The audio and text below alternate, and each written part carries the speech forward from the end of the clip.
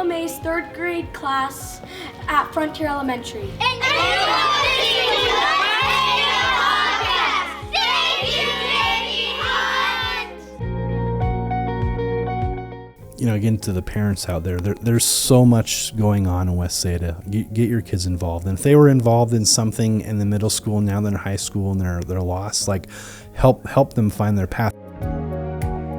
Well, hello, everyone, and welcome to the latest edition of the West Ada podcast. I tell you, there's some really cool stuff going on at Frontier Elementary. If there's a school to watch Frontier. I mean, they're knocking it out of the park over there. 100%. And that was Miss LeMay's 3rd grade class bringing us into the podcast. Yeah. I just happened to be there for a story. They've actually been nominated for a national award. So super cool stuff. Yeah. Thank you again to them. And J.B. Hunt was there that day that I was there, and they call it their Adopt a Class program. So huge thank you to them for helping us get into the podcast. Thank you, Frontier. I'm Ken Hyde. This is Katie Rodenbaugh. We're excited that you're here with us. Yeah, and we have a great show for you today. A great conversation with Camilla Boylan and T.J. Eriksen. Yes. Camilla is the theater and drama teacher at Mountain View High School, and T.J. Eriksen is the director of bands and music teacher. And what phenomenal colleagues we have, Ken. I know we say it all the time, but getting to bring them in here and have in-depth conversations, it just makes me excited. And I almost tear up every time because I'm so grateful our kids get to learn from educators like this. Yeah, it's true. And I think you as families and parents, I'm really excited for you all to hear this conversation because they kind of go through, hey, obviously they're passionate about what they do, but they really, I think, have some good advice too about, hey, if there are concerns about, hey, can I afford a musical instrument or makeup or what? Anyway, they give some practical advice. So it's I love this conversation. It's a little mix of practical advice and also just the passion for the arts. Get your kids involved. All right, let's get to it. We are here today talking with the lovely Camilla Boylan and T.J. Eriksen, two of our phenomenal arts educators in West Ada. Thank you for being here. Absolutely. I know. Well, I mean, you both are very well decorated educators. 100%. You know, the accolades speak for themselves, and our kids are so lucky to learn from you. So thank you for being here. Thank you. Oh, thanks for having us. Well, I know nobody ever likes to talk about themselves per se, but you guys are both extremely well decorated. If you could give us your backgrounds, how long you've been at West Ada, all those kind of things. Camilla, if you don't mind starting, and you are our teacher of the year. I mean, all kinds of outstanding things. What's your background? Well, I started acting when I was 4 years old, and it's my passion. And so when the opportunity arose for me to take over our department with acting 5 years ago, I took it. I was previously our speech and debate coach and at Mountain View. So then I just jumped in acting wise. So I've been teaching that for 5 years. I started last year, was a weird year because starting in January, I won this funny little award, the best. in January. No, January I won. Award. Yeah. I won an award for best supporting actor through a community theater program, cool. And that was like. Then I get, our Teacher of the Year award at my school, and then the West Ada High School Teacher of the Year, and then it was the icing, cherry on top of the cake, all that, when I was named the Velma V. Morrison Arts Educator Award through the Jimmy Awards that they do at and now the Morrison Center. That's student nominated, so what an honor. Yes. So I think that one is the one that touches my heart the most. That's so and to be able to do what you love, right? Yes. So many people say that, but you were speech and debate before, and then you had the opportunity, to be the theater and acting teacher, and you jumped on it. Yep, I told my principal that if he wanted to keep me at the school, he had to give me the acting job when the other teacher retired. Perfect. So that was my interview. And now, was that your background? So when you're being prepared as a teacher in your teacher education program back in college, were you focusing on the arts then, or did you have a different content area? Yes, no, I've always wanted to be teaching the arts, to be involved with theater. I used to own and operate a professional theater company here in Boise, and I was doing that while I was teaching speech and debate. And when I finished with my company, I thought I still have to be involved in the arts. And so that's when I asked to make the switch, and everything aligned correctly, and I was able to do so. So I'm very blessed. I love that. TJ, I hope you're living your passion. Oh, absolutely. And it's so fun to hear, about other people in the district who get to do this. But Yeah, I absolutely love being here, and thanks for having us again. Yeah. I've been at Eagle High for 16 years, the director of bands there, and then I taught 1 year at Sawtooth Middle School before that, and what had very inspirational music educators growing up. My private piano teacher, my middle school and high school band directors, people made it look amazing. And when I was in high school, I was looking at going into pre-law or becoming a lawyer and music, and I just saw how much passion and fun my band director had. My parents were a little upset at first when I told them I was going to major in music, and but it's been amazing. Well, you're a very well decorated yes. educator as well, and so is your band at Eagle High. So I think that your folks are probably fairly proud. They're happy now. Yeah. Well, one of the things, as I was kind of researching our conversation, you have performed with some amazing, talented musicians. I'm at this, the Four Tops, Jimmy Dorsey Orchestra, the Supremes, the Temptations. Are you kidding me? I've been very lucky through University of Idaho, Lionel Hampton Jazz Festival, a lot of people through that, and then just as a freelance musician when groups tour and come to Boise and they need pickup horn players, I'm on the list to call, and so they'll call and I'll get to play some really great people and do studio gigs, record jingles, do things like that, and play at the Philharmonic every once in a while. It's a great time, and I think it's really awesome to also show the kids I'm still doing, and it's real important for me because passion for music came to me first from playing and then teaching, and as much as they're related, they're still totally different. It's a different skill set in a big way. But yeah. So now I hear you teach all the band, percussion, marching band, digital music, all the fun things.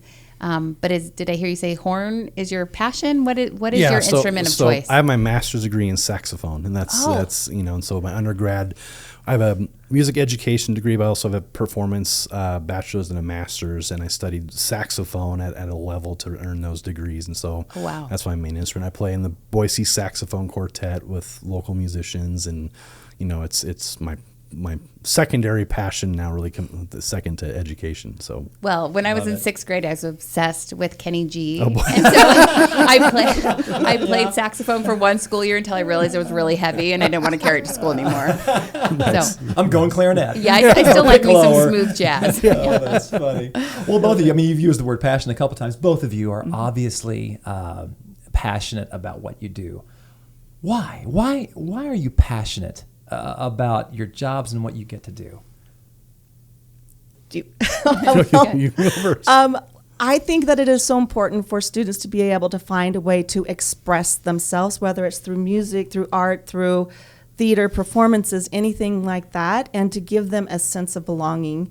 And because what I am so believe how important the arts are, that if you look at study after study, it'll show that the thing that's going to keep the kids into the school is if they get involved in any kind of an arts program, whether it is visual or music or performance. Right. And it is one of the most vital parts of the education system. And so it's important for them to be able to learn all of these different styles of art and to be able to be involved. It also gives them so many critical thinking skills. If you look at the test scores of students who take music with math and the relation between that, it skyrockets. If you look at any students who are involved with theater, their SATs and their ACTs scores are going to be exponentially higher than students who are not involved with it. And so me being so passionate about what I teach, one of the reasons for it is because it makes the student a better student. And that is what we need to look for. And it makes them a more well-rounded student as well. Sure. I mean, I don't teach kids theater, I teach them life. I love it. And I'm sure TJ feels very similar to that. Well, and through the changes in society, especially with technology and instant gratification, arts is a process that can take a lifetime to master. Of course.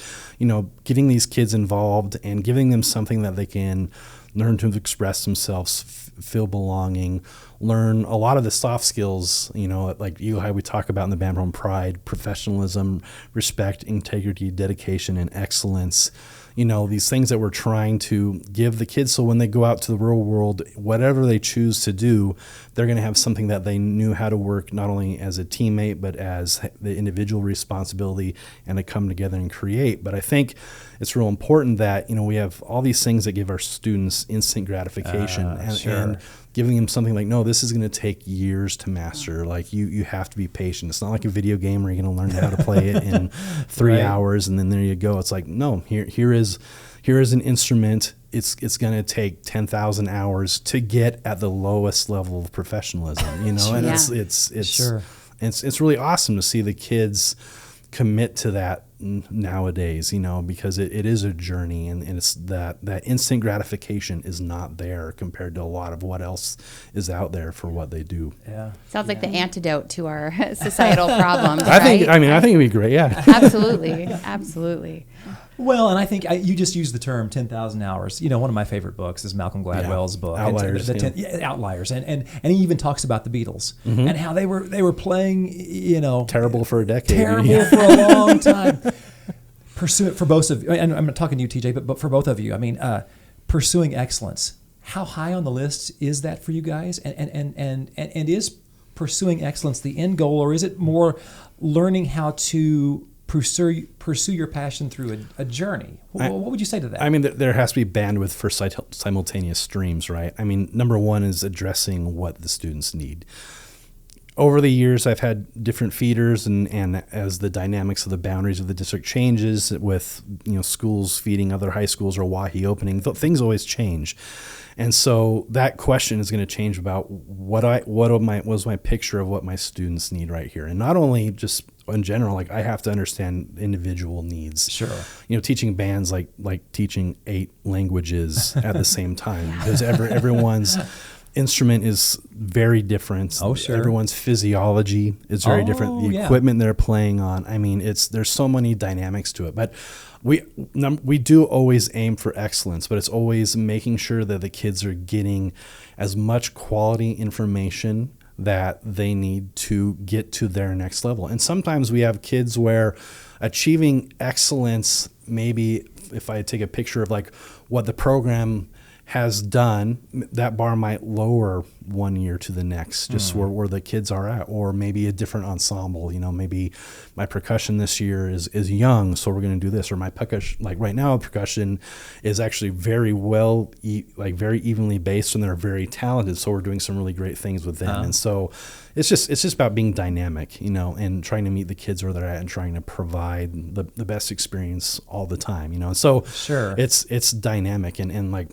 we're always talking with the students and trying to get the students to become self-learners. And again, like as a musician, what I try to preach to the students is I'm trying to give them the tools where they can feel that they can continue in music and be successful, whether it's in college or church or starting their own band or whatever, and my favorite is to see students out. And number one, being successful in life. It doesn't have to be music, but when they're participating in music, it just brings like a ton of joy to my heart. It's like, okay, there's a lot of kids out doing those things. That's cool. So That's cool. I'm an Eagle High parent, so I see your marching band. I see you guys practicing. I see you on the football field and performing. There are a lot of kids participating. How can you mentioned all the intricacies and the nuances. How do you possibly do that? Do you have assistants? I mean, do you just take some time with each group? I mean, and this is what all teachers are doing all the time. It's differentiating your teaching techniques to what you see your students need. Right. And band, it's just more obvious that they're on different instruments and things like that. But you're just trying to adjust those things. Now, I mean, if you're talking about like activity of band, I have like staff for marching band season, assistant directors and wind coaches and movement and marching coaches and percussion staff of 3 members and our color guard coaches of 3 members. There's a lot of moving pieces when you're talking about marching band itself, but it's all, again, it's about trying to, we've always put the best people we can in front of the kids, whether it's education or experience, making sure they're people who are great communicators, not only with the kids, but when we were working with a team and managing those 180 hours we have outside of school for marching band rehearsal, like what are we doing with that time? And so everyone's not guessing, it's a machine. Yeah, absolutely. And again, like all the people on my staff are people that, I first off, I know that they're great teachers and have a great knowledge, but they're people I know that I can trust to always do the right thing and to lead by example with the kids. Sure. And it's awesome to be able to recognize and acknowledge those staff members and say, hey, like thanks to this person, like in terms of teaching, one of my staff members has significantly more experience than I do, and so I lean on him for his expertise and experience, and like we'll talk to the kids about, look what I'm learning. I've hired this staff member who I'm still learning from as well. Right. That's cool. Yeah. Well, and Camilla, for you, pursuing excellence. I mean, same question. What's that look like for you? And is excellence the end goal, or what is the end goal? Excellence, in a way, is the end goal, but it's a sliding scale to the excellence, like TJ was saying, with differentiation, depending on where the student is and what their abilities are. Because I teach a unified theater class for students with special needs. That's so cool. Yes. Oh, it's my favorite class of all. Sorry for anybody other my other classes, but and it's just so fantastic. So for them, excellence is if they end up getting up on the stage and performing a 30-second scene and feeling like they are successful. I one time had a girl who wanted to play Belle, and she and another student danced while the other students did this light thing with it, and she came up afterwards and she said, Miss Boylan, I was Belle. And this girl will never play Belle on a main stage, sure, but at that moment, she had reached the excellence, the pinnacle of what she wanted to play. And so it's taking that for these students with the special needs up to the students who they want to pursue acting and theater in some shape or form.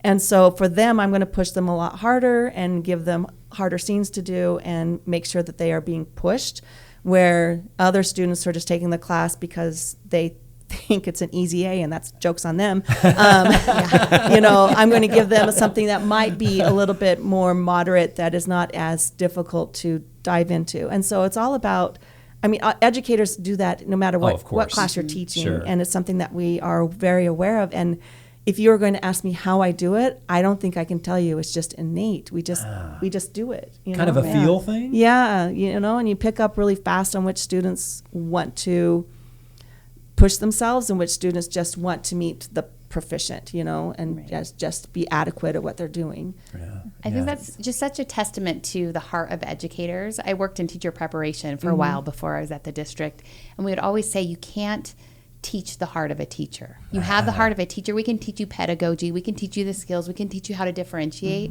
but it's that true heart. And I love every time we have some of our great colleagues on here in the district, my heart is warmed. I get teary. I'm a parent. We're parents in the district. Sure. It's so great to hear educators like you share your passion and how you really meet the kids where they are and just go from there. It's special. Thank you. Yeah, absolutely. It's cool. Well, I think one of the things I think it'd be important to do too, we just did a podcast not long ago about schools of choice. Can we define some terms? I mean, what's the difference between a traditional school and an art school?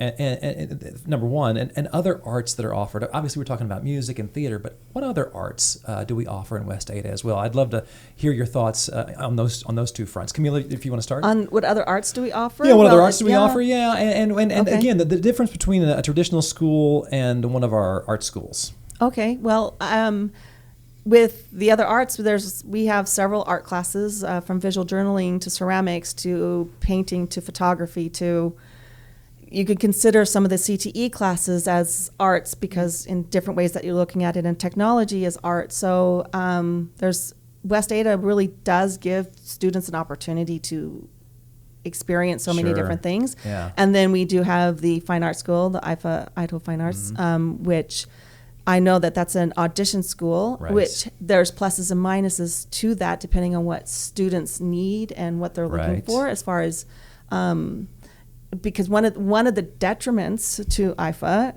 is that they can't compete at the state level for the different competitions and things like that. However, they just recently had a big concert at Mountain View and had these incredible artists from all over the United States who came in and worked with the kids, and they have those opportunities too. So parents need to really take a look at what is going to work best for their students and have that conversation with the schools, and if they want to audition for the art schools, or what kind of experience their kid wants to have. So, and that's a really important. Good point you bring up about IFA. Dr. Bub and I just met with their student leadership last week, and some of the students were saying that they wish they could compete. And so Dr. Bub had to explain to them, the Idaho High School Activities Athletics Association, if you're having an audition type school, it's not fair to take into a competitive model when all the other schools get what they get and you go from there. Yeah. So it's pluses and minuses, but you're right. Our kids do have so much opportunity in the district to experience all the arts. Well, and just within our own schools, because you probably teach, 4 or 5 different music classes. Correct. Yeah. I teach 5 different acting classes, plus we have stagecraft. So just within the schools, there's so many opportunities. And if a kid really takes advantage of what they can do in high school, they can come out with one of the most well-rounded educations ever through West Ada, because they have so many opportunities. And it's up to us to just figure out how we can let them know of these opportunities and to be able to have them do them, because it's amazing what they can do. Follow West Ada School District across your preferred social media channels: Facebook, Instagram, Twitter, Nextdoor, and YouTube. You can find us there today. Okay, so TJ, earlier you were talking about teamwork and individual responsibility. How do you really teach those lessons? Is it sometimes like it just happens in real life? If you have a kid who maybe doesn't so much want to be a team worker and they realize they really need their team or their ensemble? Well, I mean, it has to be. And again, that's one of the challenges I face, that I've seen changes in educators. We've gone on through time, and the focus has become way more individual, and focusing on each of those students' individual. Band, the sound of an ensemble, band, choir, orchestra, is the culmination of the sound of it individuals. And so it's that kind of duality of the students must sound great by themselves. They have to have their music down. They have to play musically, articulate well, have intonation, understand their blend and balance with a full ensemble, and then work within their sections and the whole band. We talk about 4 levels of listening. The first level is yourself. The second level is listening to your section, your like-minded instruments. The third is now then again listening to the ensemble. It's like your palate, being able to taste different flavors simultaneously. And then the fourth is what we call the 0 level, is having the preconceived or the knowledge of what it is supposed to sound like. We have those goals. And so just again, talking with students, that's the teaching thing, having them demonstrate. They have to play in front of each other. They have to demonstrate okay, I can play and meet these musical requirements so that, I can meet the thing. And so it's very apparent, and the kids can hear each other all the time. And so they know, and there's a positive peer pressure with that, because they know who needs help, especially the older kids, as they become more and more aware, and their ears, their aural palate becomes more refined. They're able to identify those more and more minute errors as they grow. So it just becomes the realization of I have to do this so we can all sound great. And you're teaching leadership. How cool about the older? That's super cool. Oh yeah, absolutely. I mean, we give kids feedback is just as important as us. What are you hearing? We discuss this all this time in rehearsal, because again, we're trying to teach the kids to be self-sufficient, that they can come into an ensemble, whether it's going to a college and playing, or a church group, and making those decisions and being mature musicians, so that they're not looking going what's wrong with this kid? Why are they playing so badly? But giving them the tools to really become, and I feel like we talked about a lot more in the past when I first came to this, about that lifelong learner. And really continuing your journey, and a lot of kids look at high school and they go, freshman, sophomore, junior. Okay, I'm on this path, and this senior year is my end year. And I was like, man, that's the beginning. That's You're when launching. That's when the real music starts to happen. You start to go off to college and participate in things where community groups and the opportunities are great. And this is something that you can play in your 20s, 30s, 40s, and 50s and 60s. And I play with people who are in their 60s and 70s in ensembles who are at their pinnacle of their playing, and they've worked their whole life, you know, and it's like, it's beautiful. And it's like, man, we're on the very beginning of this journey. And they go like, well, I've been playing for 6 years. You're like, yep. You're just getting started. We're just getting started. So in our like super highly competitive world, you know, it seems like a lot of like athletic teams, if you're not on a traveling team before you even get to high school, you're not going to play in high school. What about band and music? Can a kid start in 9th grade and learn, or do they need to have really had those foundational middle school years of? Oh, and you know, I've had kids in the past come to a band concert and say, I want to learn how to do this. You know, what can I do? And so we have to say, okay, we have to jumpstart you, get you in some lessons, do things like that. You know, there are lots of opportunities out there for kids. There's private instruction. We work a lot with the Boise Philharmonic Youth Orchestra program, and we have lots of kids at all of our schools in West Ada participating in that. It's an extracurricular thing, but they're very supportive of public education. You have to be in a public school ensemble to participate because they say, hey, that makes you stronger, that makes us stronger. But you know, everyone's path is different. I want to see kids play music. You know, I have a student right now who is a beginning player, and they said, well, I really want to do this. And I said, okay, here we go. You know, and so we will make exceptions. They have to show they work hard. And sometimes, you know, I've had kids where I've had to give a little bit of a warning, like, you said you want to do this, like, and I know it's hard, but like, we have to work harder if this is what you want to stay in. And they step up to it, which is that's cool. Is beautiful. You know, and I'm a big, you know, advocate of music for all. And I really, you never meet an adult who's glad they can't play music. You know, no one's ever like, you know, I wish I could play the piano, all those kind of things.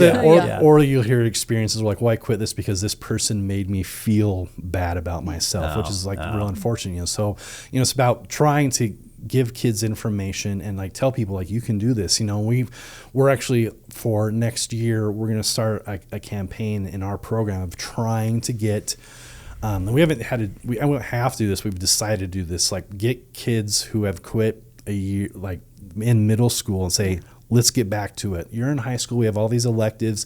We have this really amazing experience. Like, come back. That's cool. And so we really want to try to push that. And then again, finding a path for all the students with, you know, we have guitar and digital music. And so there are kids, you know, we started teaching this digital music class.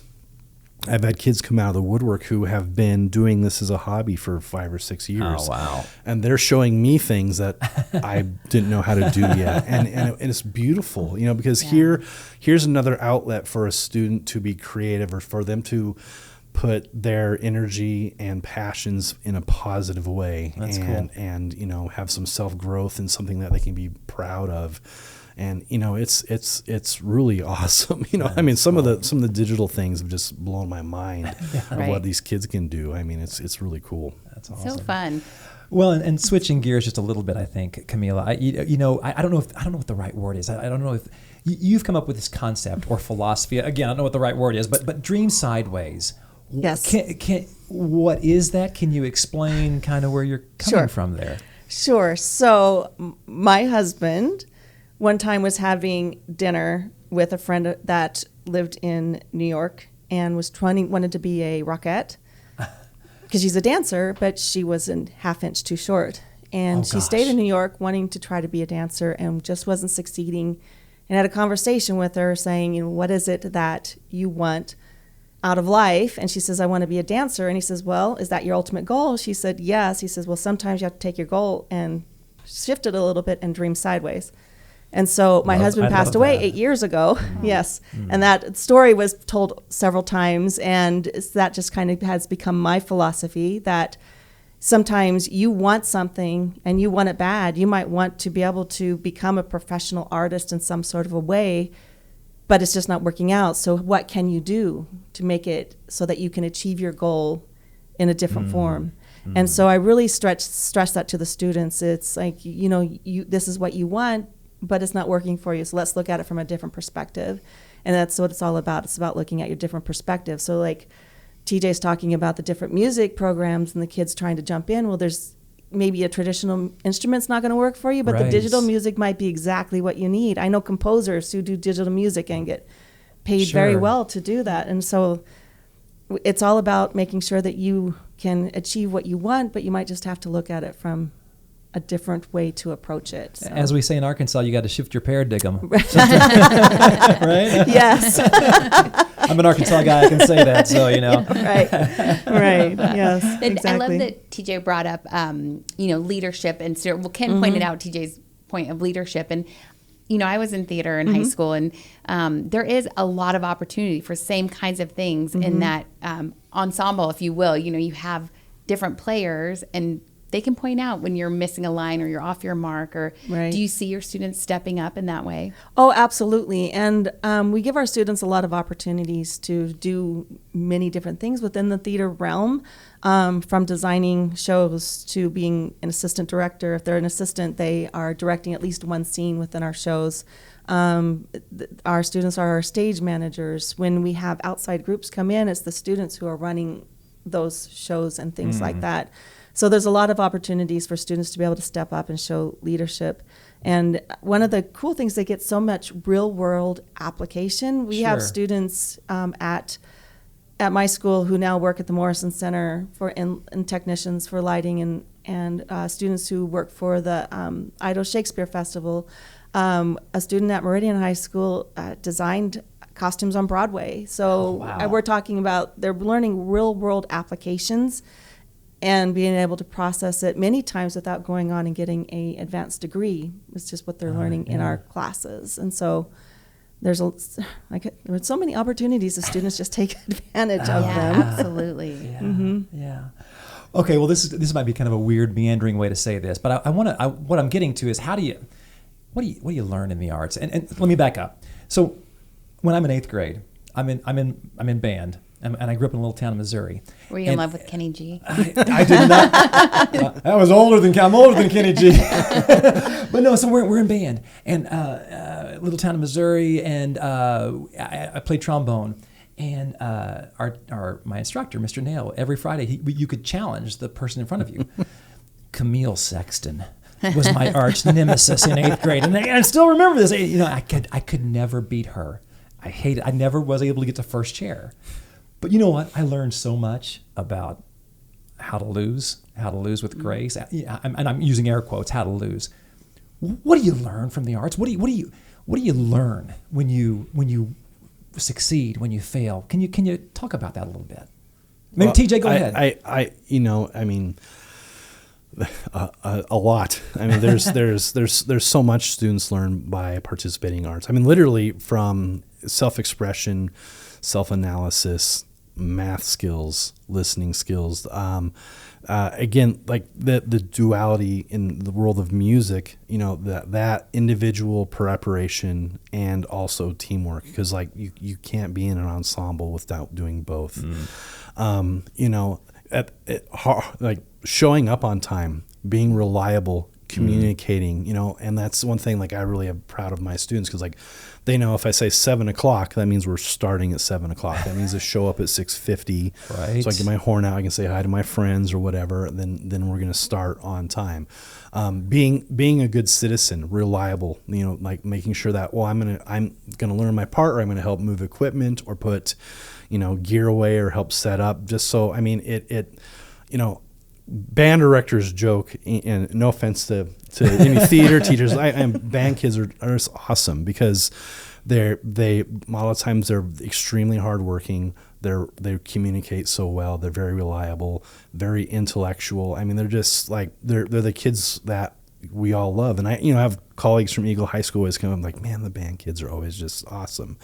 And and it's I think it's a dual thing where those types of kids gravitate to participating in something like band, but it's also then we amp that up by what it requires for us to do. I mean, anytime we go to a marching band competition, we're loading 2 25-foot trailers and a full U-Haul. Well, the kids are in charge of that. I mean, we supervise, but I mean, they're in charge of hundreds of thousands of dollars of equipment to go into those things, to get tied down, to get organized so we can fit everything in there. I mean those little things, and we see when my kids go off, and not the Eagle High kids that have been in my program, and again, it takes a team. Like the Eagle High's got an amazing culture, but I go and watching them, those students who are not only in music but doing whatever their passion is that they've found, and being successful, and hearing, I had an email from a student who is a pianist in one of my jazz lines, went to USC, studied computer science, and he said, we were talking in one of our classes what it was our most challenging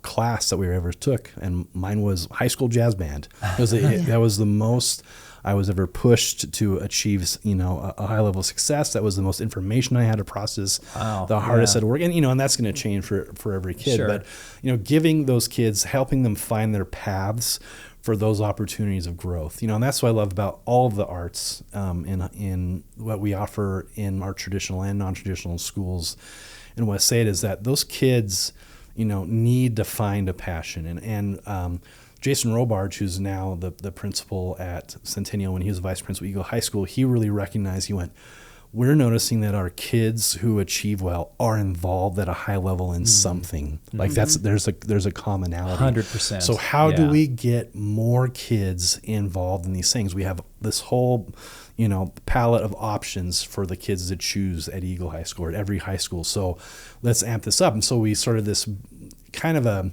get to know Eagle High School night where we'd bring in the middle schools, and we've stopped doing that. But man, it was awesome because we were able to reach out more individually, and we do it in a way, but it was really amped up, that we can do to those things. And as it's continued and we try to show those kids, it's been great. But it's still, I get really bummed when I see a kid or go what is this kid into? Or we're talking about, in an RTI meeting or something, and we're discussing a student, and sometimes those kids that we see struggle with haven't found their place yet, and it's trying to help them find their place so they can, again, hopefully find that thing that gives them passion and leads them success. Because I think you talk to anyone in any area but they're successful in life, what we would call in general successful, and there's something that drove them. And I think for a lot of kids, it's arts. A lot of kids, it's sports. A lot of kids, it's,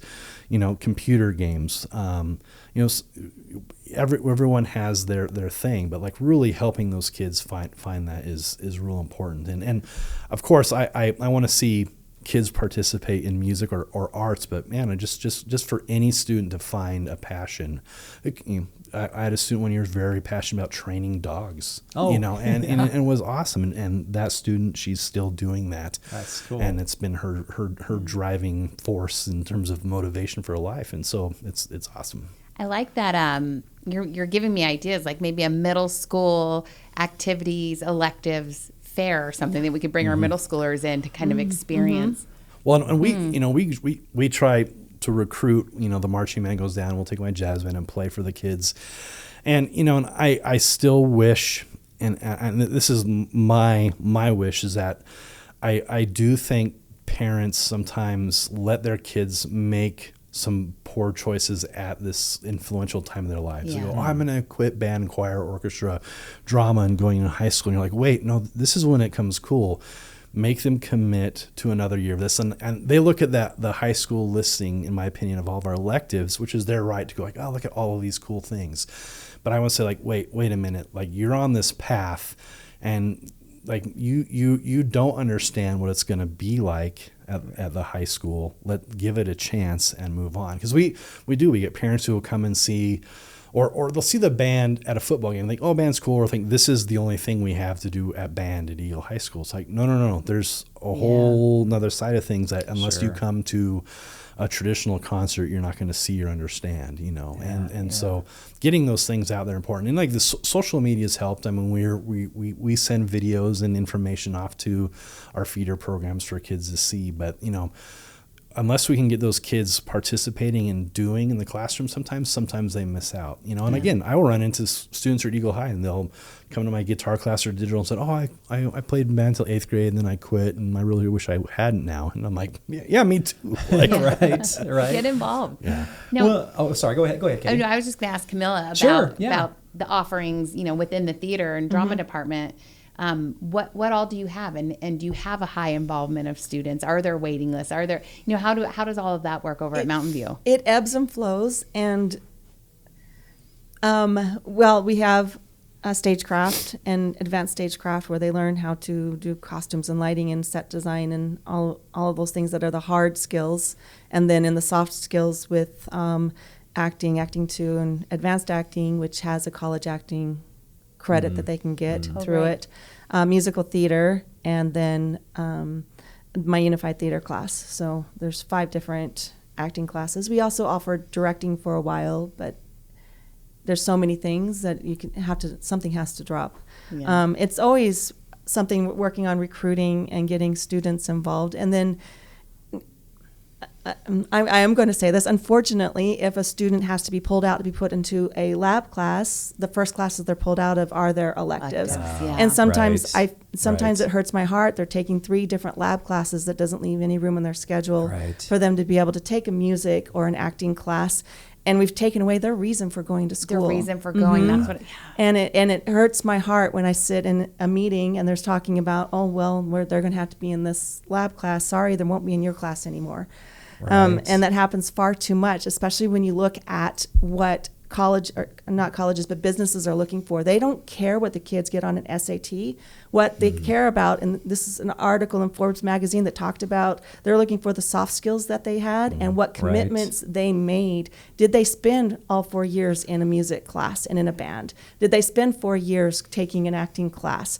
That's what the businesses care about. They want these students to show commitment and a willingness to think outside of the box. They don't care about their test scores. And so it sometimes is very frustrating to me as an educator of somebody who teaches a skill that's going to take them beyond high school, teaches them commitment, teaches them about thinking outside the box.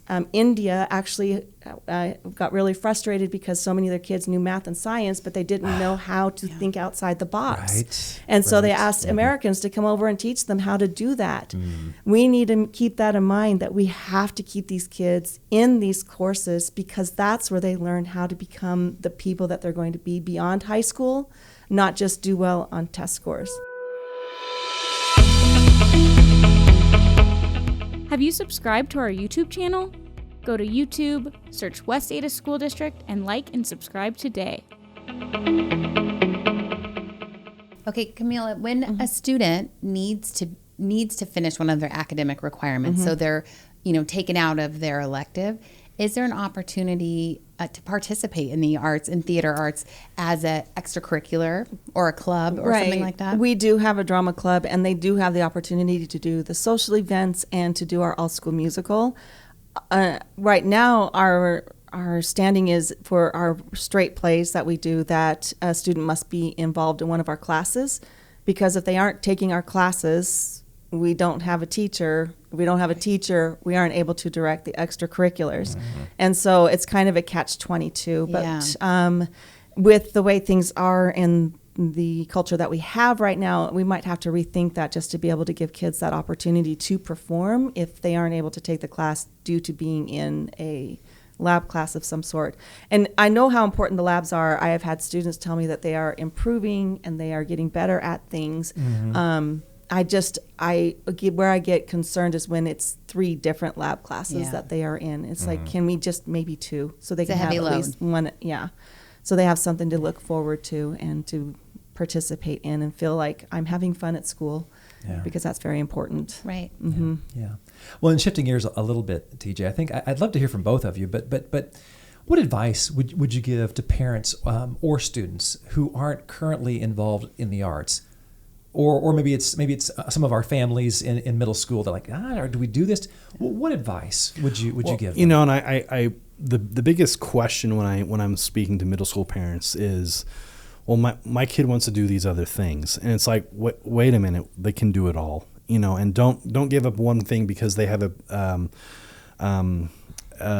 thought of what they think something's going to be like with, you know, and, you know, make your kids be involved. If they've been in band, choir, orchestra, drama, make that sure that they're continuing in that path for at least a year. I always tell kids and parents, like, please give us a chance for a year.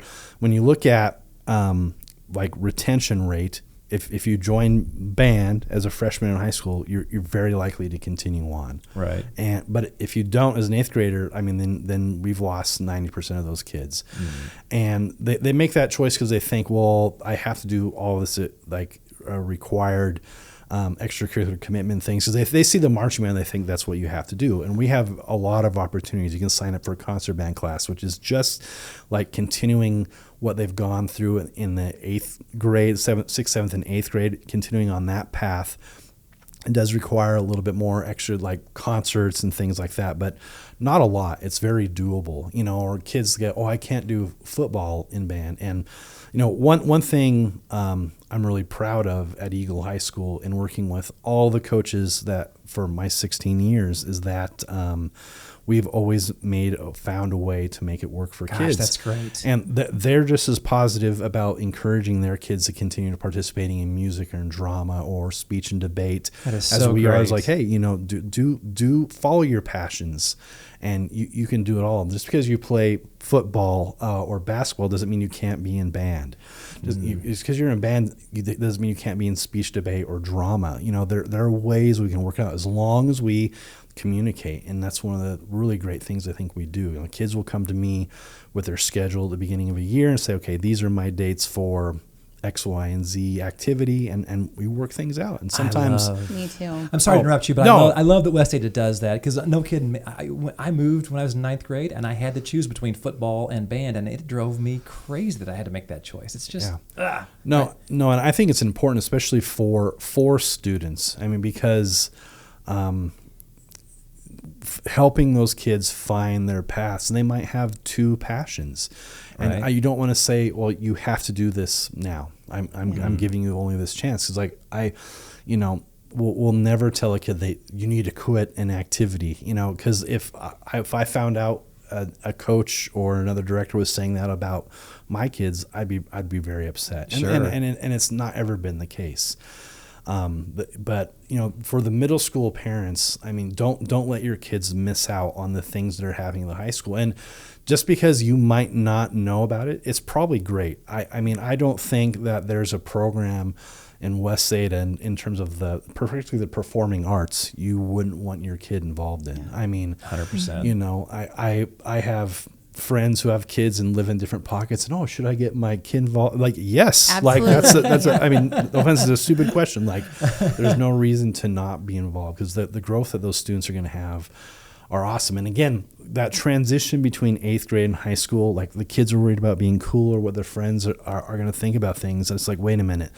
Don't let, I mean, think about it, adults. What was your cognitive skills as an 8th grader? Right. Are you going to make the best choice? I have an 8th grader at home. Yeah. We don't let him make a lot of decisions. I'm still worried about my cognitive skills. So yeah. And there's times where parents go, well, they said I said, well, don't let them make that decision at that age. Sure. Like, cool. Like after a year and they come to you with evidence, if they really don't like something, then give it. But make them take a chance and try something, because you just never know. You know, if they're involved, they don't have time to get in trouble, right? Correct. You need something outside of just your school hours. And I don't care, you know, our parenting philosophy is we don't care what it is, but you're not allowed to just come home from school and sit on your phone all day. Yeah. So you need to be involved in something. And as parents, who wouldn't want your kids to be involved with other caring adults? You know, who doesn't want extra caring adult eyes on their kids? Yeah. It's all just a formula for success. Well, and Camilla, this podcast really is about our families. And so what advice would you give to our parents about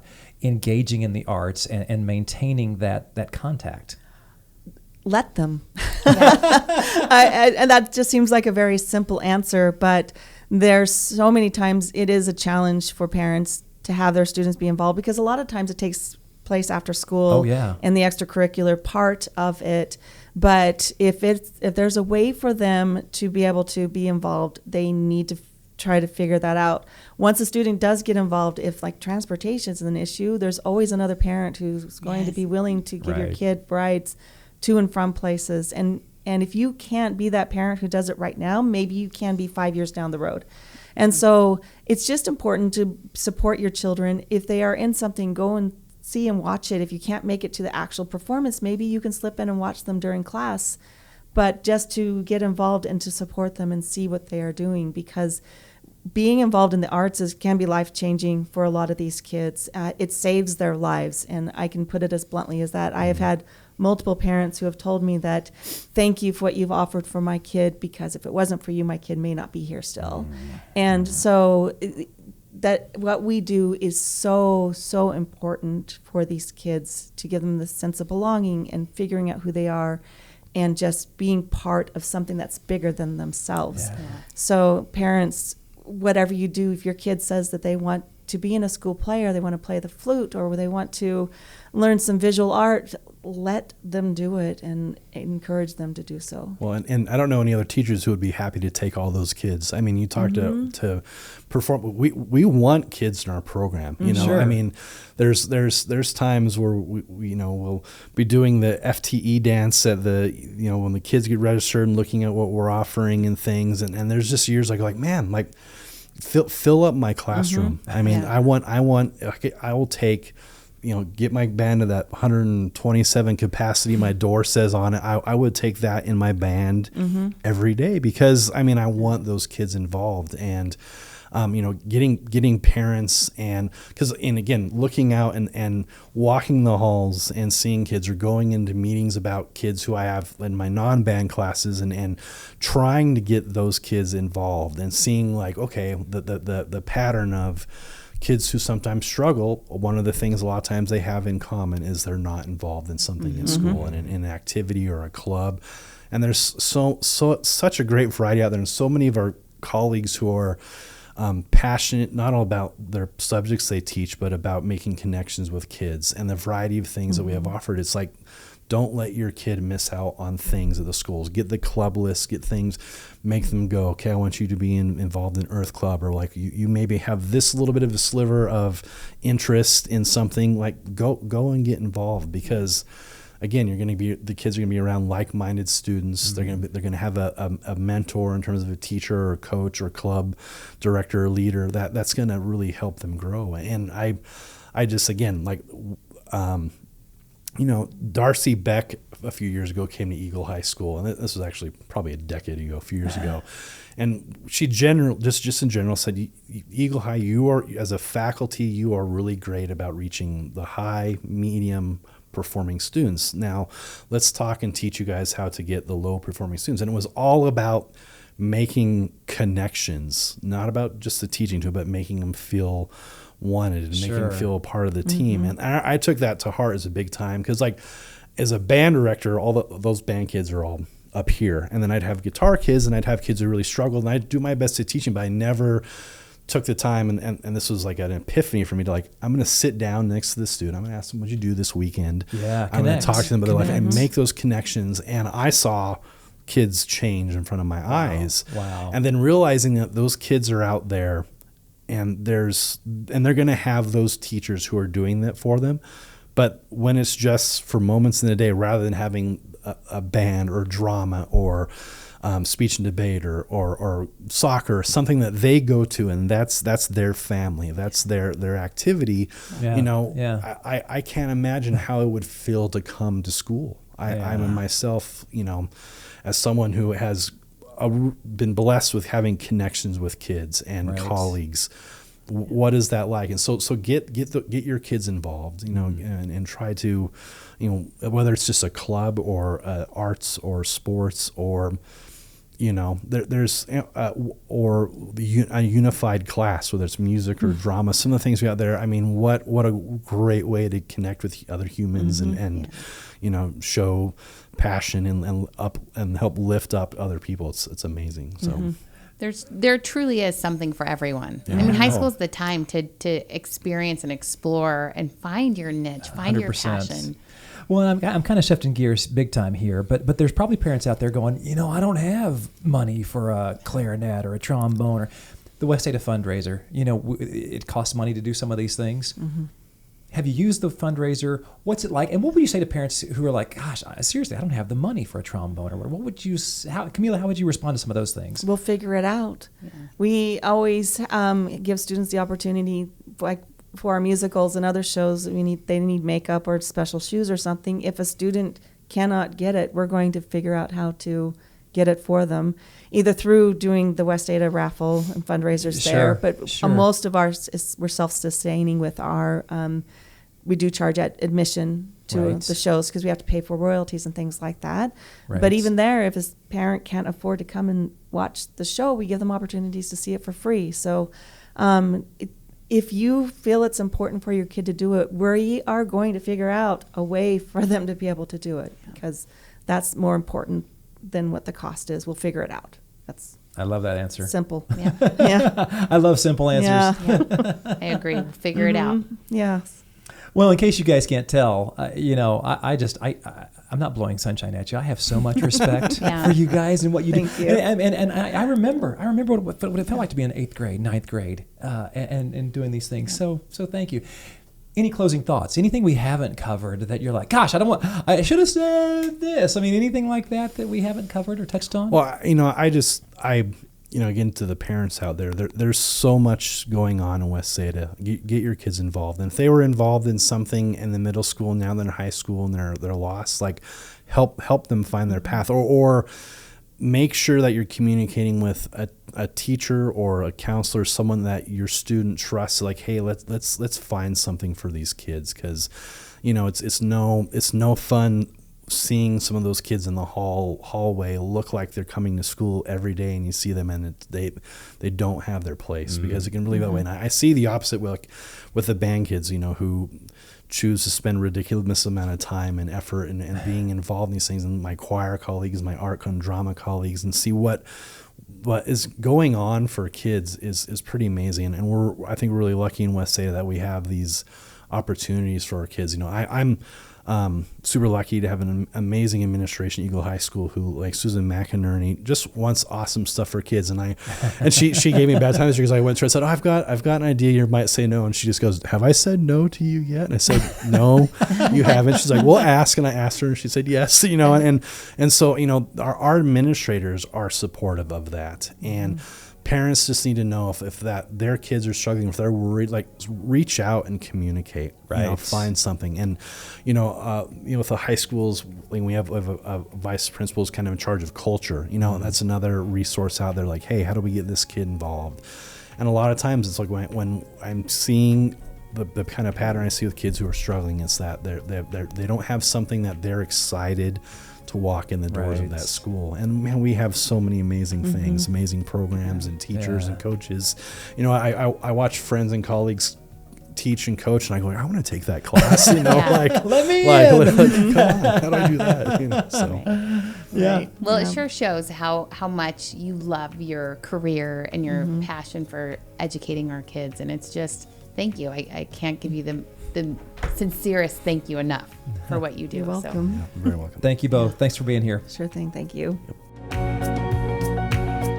Wow, what a great conversation. Thank you for joining us, but just a lot of fun. They really are. I mean, you get such the heart of these teachers and their advice. Parents follow it. I mean, they're in there with our kids day in and day out. They know them so well. And if they're saying get your kids involved, it leads to greater things and greater successes. Do it. We don't need idle hands around. For sure.